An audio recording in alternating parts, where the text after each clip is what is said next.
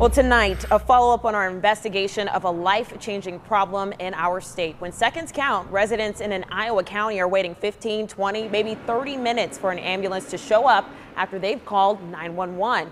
It's because they have to wait for an out-of-county ambulance to take them to the hospital. KCCI Chief Investigative Reporter James Stratton continues his special series tonight, Essential, Iowa's EMS emergency. And James, you looked into this astounding problem in Worth County. And Stephen Ray, we've told you about EMS issues across the state of lack of volunteers and non-essential service with not enough money, and people dialing 911 only to have no one show up. We first traveled to Worth County because it's the only one in our state without an ambulance to take someone to the hospital. But what we also found is the volunteer departments are missing a quarter of their EMS calls there, meaning you have a 1 in 4 shot of no volunteer service showing up until a paid ambulance can get to you. Roger Gens has heard the calls for EMS on his scanner. They'll call Grafton a half a dozen times or Kensett a half a dozen times.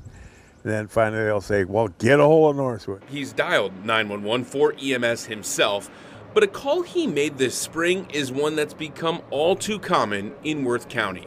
His daughter Brenda had kidney failure and a minor stroke while at his house in Northwood. Then we called the rescue 911 and we waited, and I don't know, 10, 15 minutes. It seemed like an hour, you know, of course, when you're waiting. You would kind of watch what she was doing, and you'd come out here and you'd look around and wonder, where are they, and go back, you know, and get excited. After waiting and no one showing up, Brenda's sister rushed her to the hospital in Albert Lea, Minnesota, a 16-mile drive. After they left, Gens went to the fire station and found 2 firemen. They were fairly new firemen that really hadn't had the schooling and stuff, so they were kind of waiting for one that was qualified. He says he doesn't blame the volunteer system. And as far as I'm concerned, we've got the finest fire department in Worth County and Iowa. Brenda is okay today, but still has minor complications from the stroke. More and more calls are going unanswered because of fewer and fewer volunteers. There's a 1 in 4 shot your first responders are not going to show up. AJ Stone is a volunteer EMT and firefighter at nearby Manly Fire and a Worth County supervisor. Very scary. I mean, you know, I've lived in this town my whole life. I know a lot of people in this town, and I hate to ever see somebody suffer or pass because they couldn't get help fast enough. In those missed calls, even if a volunteer EMT doesn't show up, a transport ambulance from nearby Mason City will. But that takes time.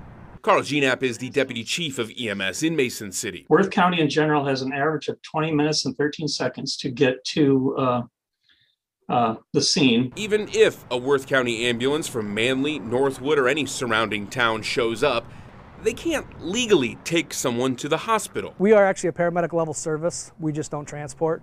So as long as we have a paramedic on that call, we can administer necessary drugs needed until the ambulance would get here. So if a Northwood EMT did show up to Gens's call, it would still take a Mason City ambulance roughly 30 minutes to drive the 22 miles. By the time they call 911, it could be an hour or more till they are actually in the ER. The clock moves very slow. You know, you ask somebody what time it is multiple times, and it seems like 10 minutes have went by and it's been 2 minutes. But they are working to change that by deeming the service essential and raising taxes to properly fund EMS. The county board has until the end of August to figure out how much money they'll need. Once people realize what little bit of money it is going to cost them to get that service, I think they're going to be okay. All so calls won't go unanswered like the Gens family experienced. And I think most of the people, for what it'll raise our taxes, isn't going to bankrupt anybody. You think it's worth the money, basically? I think it's worth the money.